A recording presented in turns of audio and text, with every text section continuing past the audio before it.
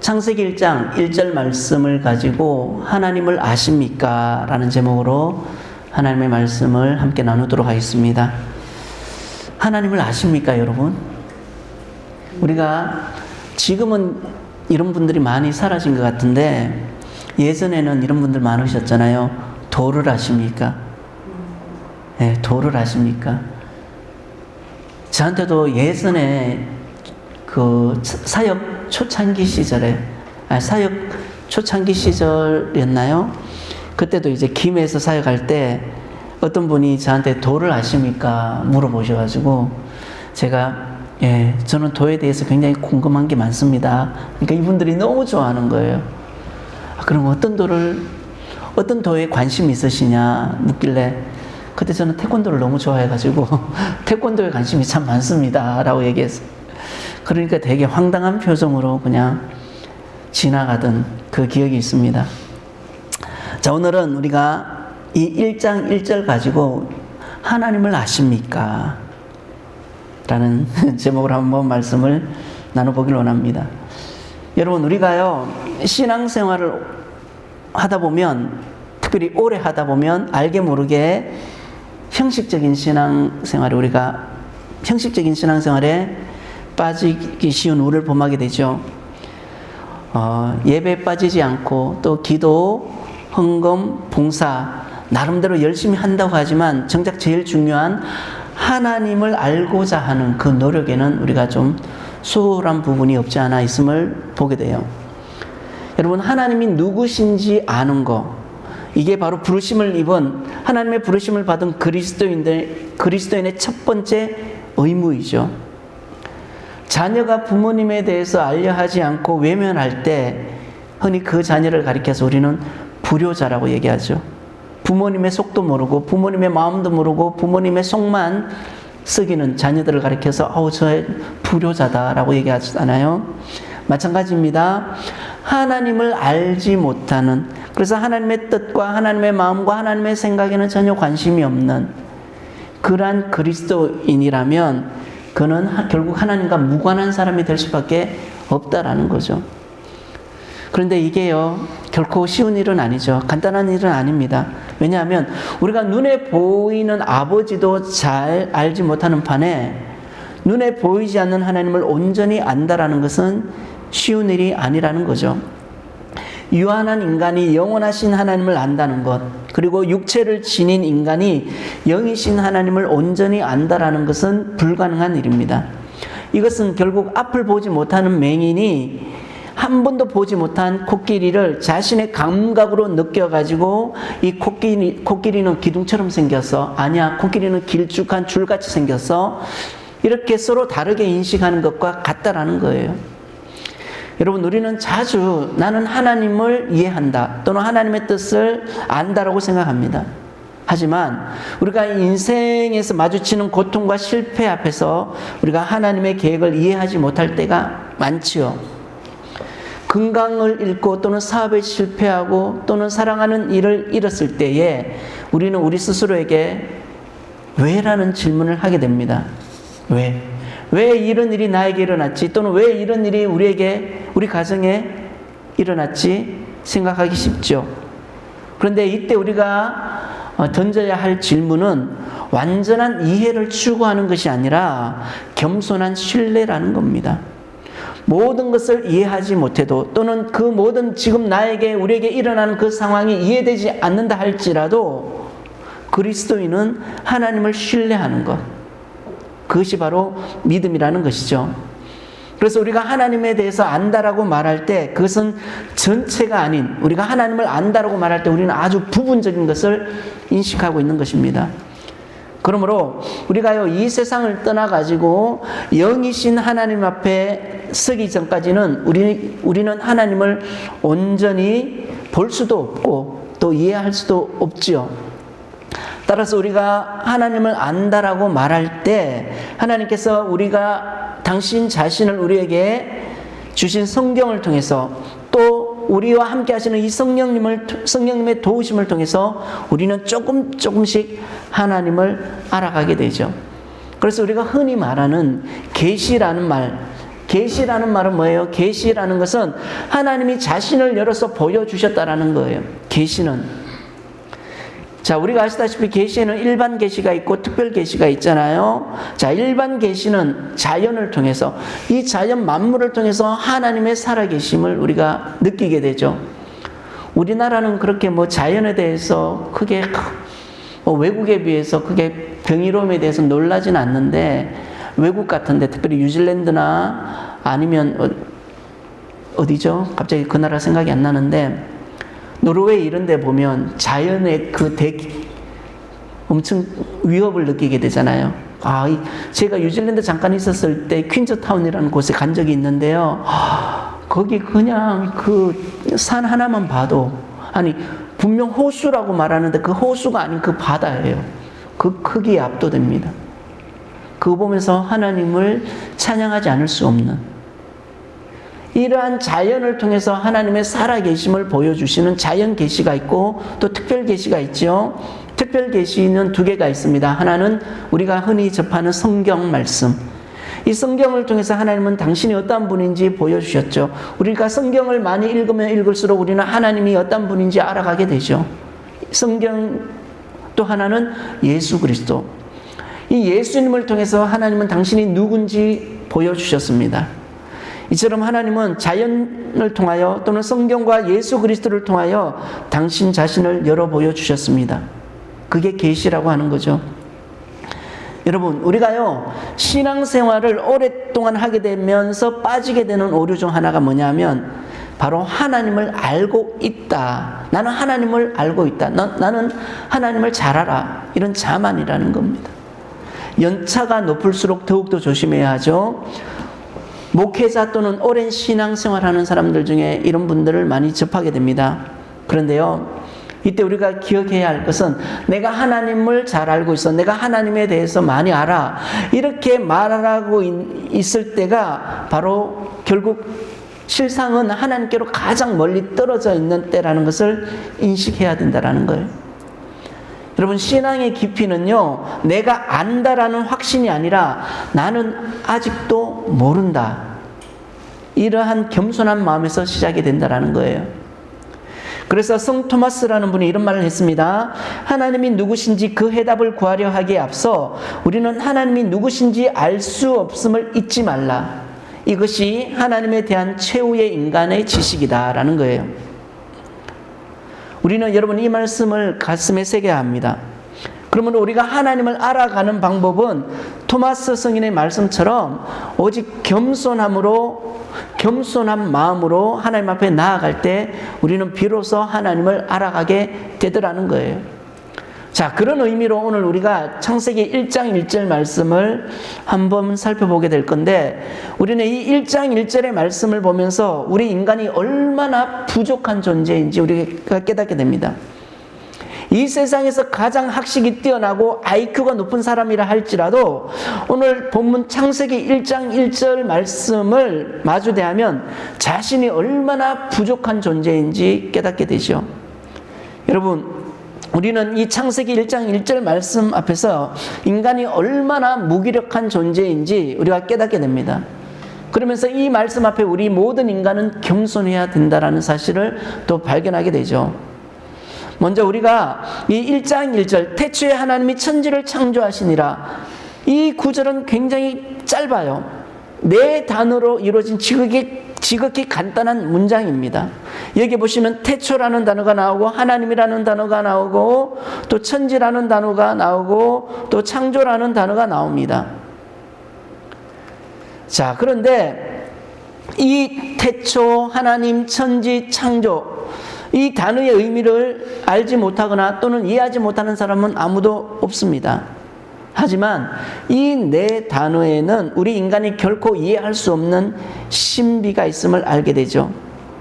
먼저 여러분, 우리가 태초에 대해서 한번 생각해 보겠습니다. 태초. 여러분, 태초가 언제예요? 태초. 여러분, 언제 우주가 생겼습니까? 몇 백만 년 전, 또 몇 천만 년 전, 몇 억만 년 전? 여러분, 과학 만능의 시대라고 말하는, 그래서 우주를 탐험하는 시대라 말하는 오늘 이 질문에 태초가 언제이냐, 우주가 언제 생겼냐, 인간의 최고의 지식이라고 말하는 과학, 그 과학의 해답은 무엇일까요? 태초가 언제 생겼습니까? 우주가 언제 생겼습니까? 이 질문에 과학의 해답은 뭐냐면 모른다라는 거예요. 알 수 없다라는 겁니다. 여러분, 태초가 언제 생겼는지는 정확히 알 수 없죠. 제 아무리 슈퍼컴퓨터를 통해서 과학적인 분석을 한다 하더라도 이 답은 이미 나왔습니다. 그 슈퍼컴퓨터가 주는 답은 알 수 없다라는 거예요. 여러분, 과학이 얼마나 발달했던 아니면 왜 무언가 존재하는가라는 근본적인 질문에 과학은요, 답을 줄 수 없는 것이 현실이죠. 왜냐하면 여러분, 우주의 기원은요, 과학의 영역이 아니라 믿음의 영역이기 때문입니다. 현대인들은 과학을 신뢰하지만 과학도 답을 줄 수 없는 것들이 많이 있다라는 거예요. 그게 뭐냐면 바로 영적인 부분들, 영혼의 문제, 인생의 의미 또는 인생의 죽음 이후의 세계, 영혼의 구원, 이것은요, 과학의 실험으로는 결코 알 수 없는 거예요. 이것은 오직 믿음의 영역 안에서만 줄 수 있는 답이라는 거죠. 그러므로 과학을 기반으로 해서 세상의 이치를 논하고 또 과학을 통해서 하나님에 대해 안다라고 말하거나 또는 하나님이 없다라고 말하는 그들은 하나님이 보실 때 굉장히 무지하고 어리석은 존재들이라는 것을 우리가 보게 되죠. 말 그대로 하나님 볼 때 우물한 개구리라는 겁니다. 두 번째, 하나님. 여러분, 하나님은 또 누구십니까? 여러분, 인간이 과연 하나님을 알 수 있는가? 그것은 불가능하죠. 지금도 가장 위대한 지도자로 불리우는 이 모세, 하나님과 대면한 사람으로 불리웠던 그 모세조차도 하나님에 대해서 알지 못합니다. 그래서 우리가 아시다시피 모세가 하나님에게 이렇게 얘기하잖아요. 바로가 당신에 대해서 묻는다면 하나님, 나는 당신에 대해서 어떻게 이야기해야 합니까? 자, 이 질문에 하나님, 우리가 그냥 흔히 알다시피 하나님 뭐라고 얘기하십니까? 나는 스스로 있는 자다. 이렇게 그냥 하나님 말씀하시죠. 여러분, 이 말씀은요, 뭐예요? 하나님께서 모세에게 왜 나는 스스로 있는 자다 이렇게 말하면 모세 입장에서 생각하면 이게 무슨 생뚱맞은 답이야, 그렇게 생각할 수 있는 거잖아요. 그러니까 하나님의 이 모세에 대한 질문에 대한 답은 이겁니다. 너희는 나를 알지 못한다라는 거예요. 여러분, 육체를 지니고 이 땅에 오신 예수님마저도 하나님의 뜻을 몰랐어요. 하나님으로 불리우시는 그 예수님도 하나님의 뜻을 몰라가지고 하나님 앞에 무릎을 꿇고 하나님의 뜻을 알기 위해서 그렇게 기도하셨다는 거. 심지어 겟세마네 동산에서 기도하실 때는 그의 땀이 피가 될 정도로 그분은 그렇게 하나님의 뜻을 알기를 원하셨죠. 이런 예수님마저도 하나님의 뜻을 알기 위해 그렇게 몸부림쳤는데, 하물며 우리 같은 저와 여러분 죄 많은 인간이야 여러분 두말해야 무엇하겠습니까? 하나님을 아는 인간은 이 세상 그 어디에도 없죠. 자, 그럼에도 불구하고 우리 주변에 보면 하나님을 안다라고 말하는 사람들이 많이 있습니다. 그래서 하나님이 없다라고 말하기도 하고 또 교회와 성경을 불신하는 사람들이 많죠. 특별히 많이 배웠다라고 말하는 지성인들. 자, 지성인들이 말하는 그 불신자의 지혜가 얼마나 어리석은지 우리가 다시 한 번 더 보게 되죠. 왜냐하면 자신의 지식으로 이해가 되지 않으니까, 또는 자신의 경험으로 이해되지 않으니까 그들이 내린 결론은 하나님이 없다라는 겁니다. 자, 이번에는 천지를 한번 생각해 보겠습니다. 여러분, 이 천지가 얼마나 거대한지 아는 사람 있습니까? 이 우주가 얼마나 광활한지 측량하는 사람이 있습니까? 여러분, 우리 지구가 속한 태양계 너머에는요, 은하가 있죠. 지구가 속한 우리 은하와 같은 또 다른 은하의 별이 얼마나 많이 있는지 인간의 지혜로는 측량할 수 없습니다. 단지 추측하는 거죠. 과학자들이 이 정도일 것이다. 최신 과학 설비를 동원하여 인간이 관측할 수 있는 가장 먼 별은요, 200억 광년 거리에 있는 별이라고 합니다.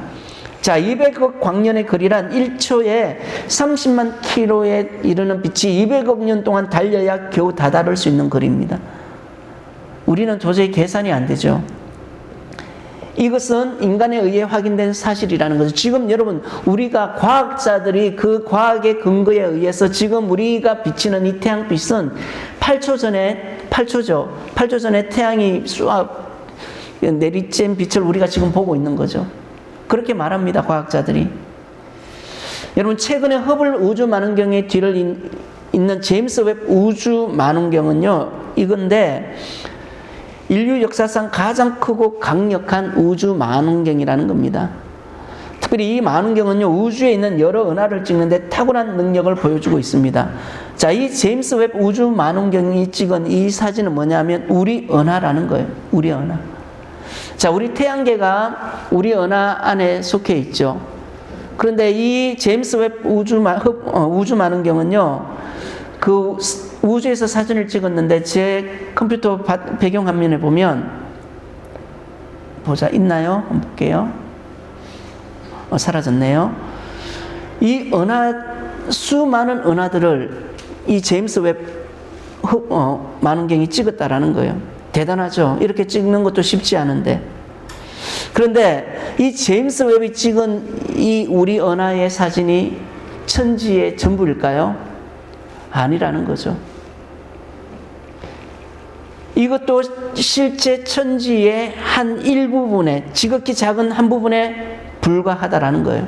그러므로 중요한 것은 어느 누구도 천지를 안다라고 할 사람이 없다라는 겁니다. 또 하나 우리가 생각해 볼 것은 창조죠. 여러분, 창조의 비밀을 아는 사람 있습니까? 창조의 능력을 완전히 행할 수 있는 사람 있습니까? 없지요. 여러분, 여기 내 몸은 내 거예요. 그런데 내 머리카락은 분명 나의 것이지만 돋아나는 흰머리를 내 능력으로 막을 수 있습니까? 여러분, 흰머리 나시잖아요. 저도 흰머리 나거든요.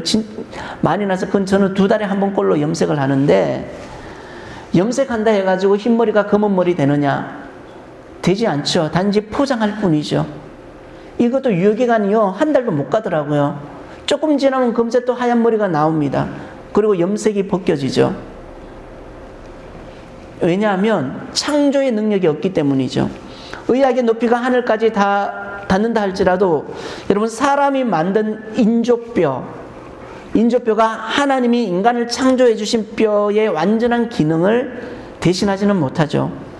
심장 역시 마찬가지입니다. 인공심장도 수명이 있죠. 수명이 끝나면 또 갈아야 되죠.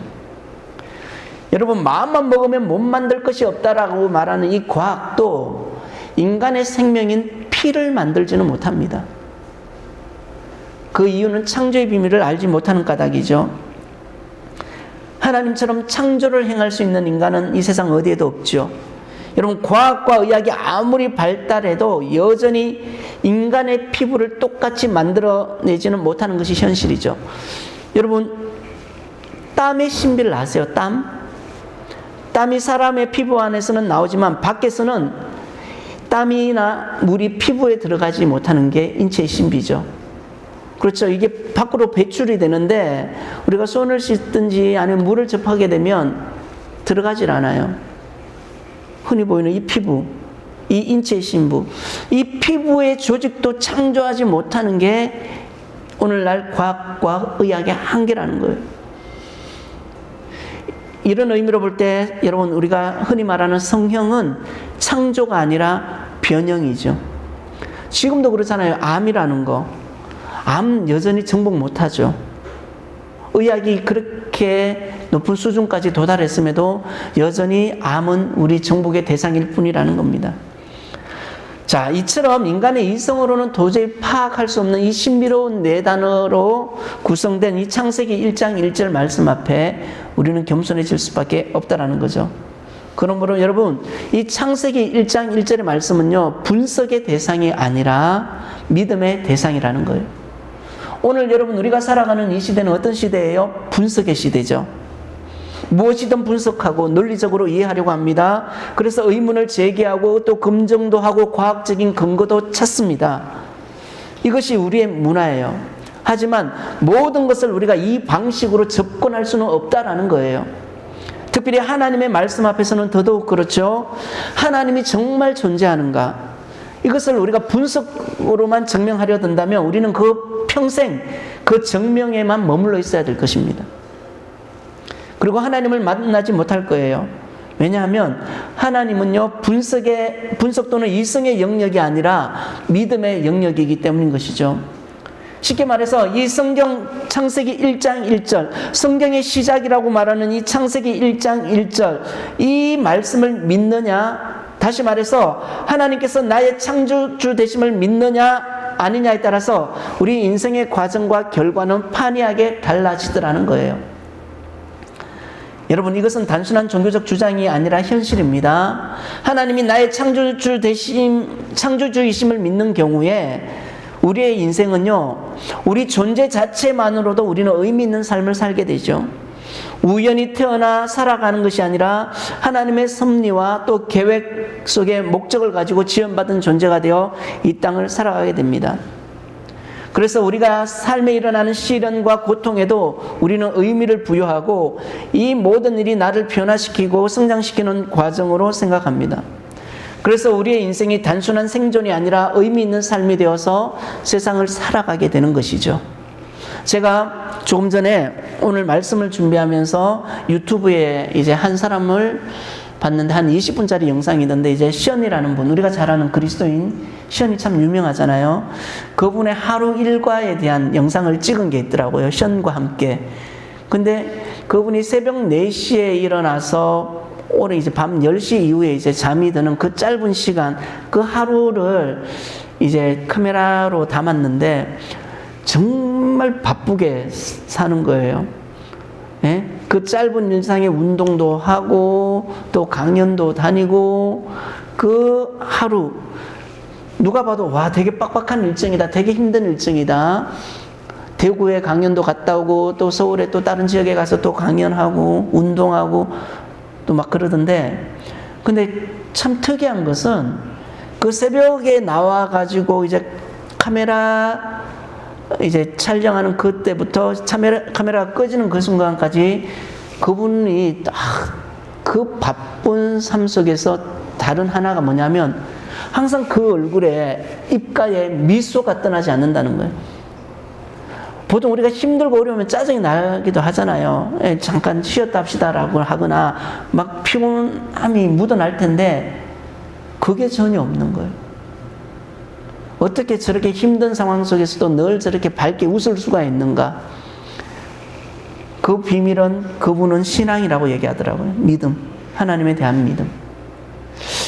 여러분, 창조주 대신 하나님을 내가 믿으면 이렇게 다르다라는 거예요. 모든 시간, 모든 순간에 의미를 부여하는 것이죠. 그런데 반대로 우리가 하나님의 창조주 되심을 믿지 않는 사람에게는 인간이란 어떤 존재예요? 우연히 태어난 존재이죠. 우연히 태어난 존재일 뿐이고, 이 경우 인간 스스로 자기 인생의 주인이 되어서 결국 자기 뜻대로 살아갈 수밖에 없는 것이죠. 그래서 어느 누구도 나에게 방향과 목적을 제시할 수 없습니다. 왜냐하면 나는 우연의 산물이기 때문에. 따라서 나는 나 자신이 내 인생의 주인이 되어서 내 뜻대로 인생을 살아갈 수밖에 없습니다. 하지만 과연 인간이 자기 인생의 주인이 될 만한 자격과 능력이 있는가? 그러면 여기 우리가 질문을 하나 던질 수 있겠죠. 여러분은 내일을 알고 계십니까? 여러분 지금 여러분의 몸에서 무슨 일이 일어나고 있는지 알고 있습니까? 또 그것을 조절할 능력이 있습니까? 그리고 여러분은 죽음을 피할 능력이 있습니까? 세상은요, 우리가 할 수 없는 것들이 얼마나 많이 있는지 모릅니다.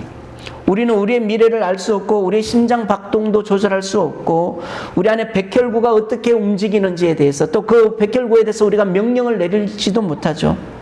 우리가 사랑하는 사람을 죽음으로부터 건져낼 수 있는 능력이 없어요. 우리가 금요일에도 잠깐 함께 기도했지만, 제가 아는 권사님이 어느 날 우연히 코가 답답해서 병원에 갔는데 암 말기 진단을 받았습니다. 청천벽력과도 같은. 자, 그 사실을 알았다 해가지고 그 상황을 바꿀 수 있나요?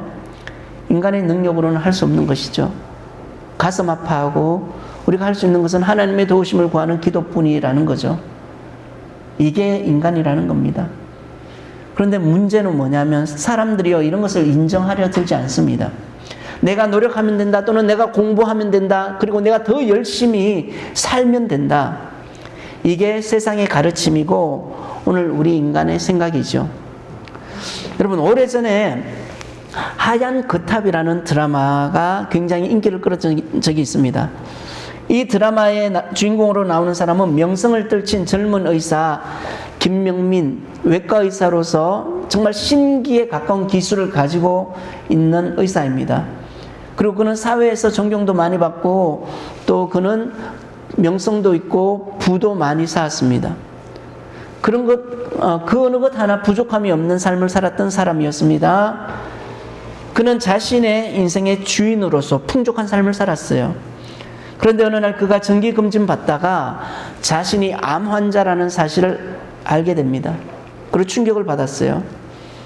그는 남의 병은 고쳐주는데, 그래서 그 일로 인하여 명성과 부를 얻고 즐기는 동안에 자기 몸 안에서는 독버섯처럼 생겨나는 그 암세포는 전혀 인지하지 못했다라는 거예요.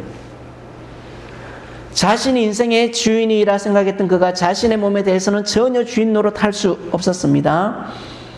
그리고 얼마 지나지 않아 그는 죽음을 맞이하게 되죠.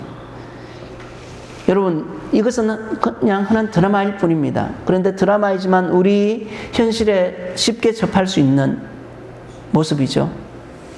이게 인간의 현실이에요.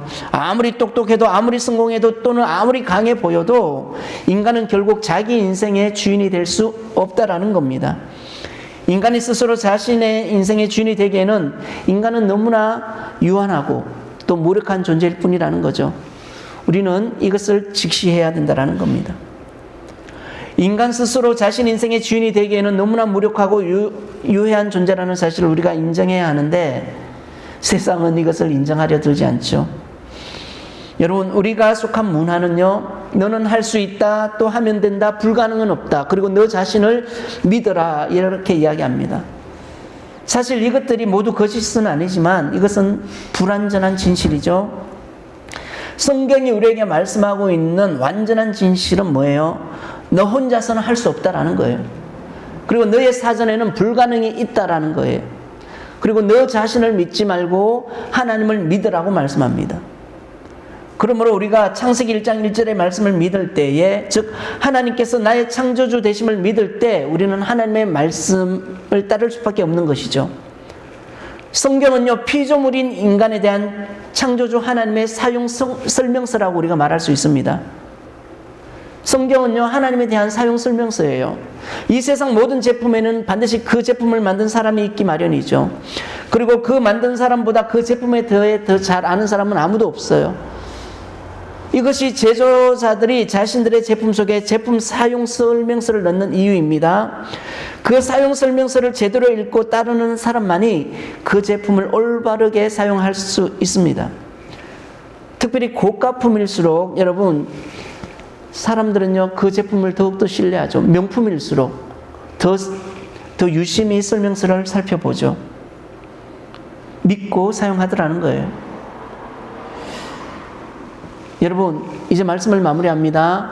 하나님이 나의 창조주 되심을 우리가 믿는 사람은 우리 인생이라는, 저와 여러분이라는 이 제품에 대한, 우리 인생에 대한 사용 설명서인 이 성경을 전폭적으로 믿고 의지할 수 있는 저와 여러분 되시기를 주의 이름으로 축복합니다. 예, 그게 바로 믿음의 사람, 하나님의 백성으로 부르심을 입은 우리가 갖추어야 될 자세가 아닌가 생각합니다.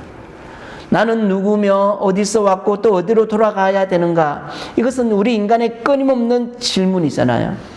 이 질문에 대한 사용 설명서가 바로 성경에 있다라는 거예요. 성경이 바로 사용 설명서라는 거죠. 그래서 오직 이 하나님의 말씀만이 우리 인간의 모든 문제를 해결할 수 있음을 믿고, 또 오늘 하루도 이 창조주 되시는 그 하나님을 신뢰하고, 더 나아가서 우리 삶의 목적이 뭡니까?